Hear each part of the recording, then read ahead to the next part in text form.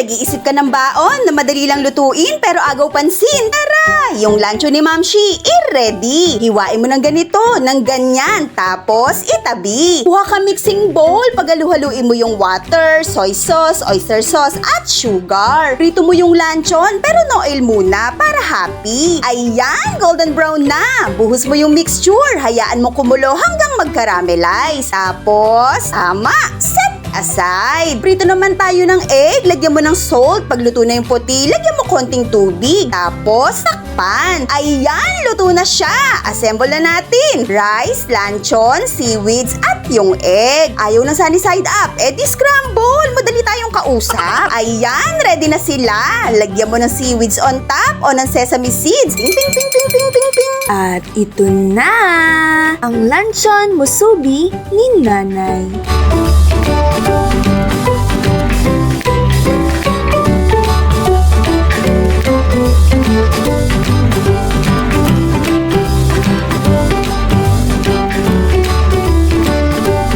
Para sa kumpletong sangkap, hose.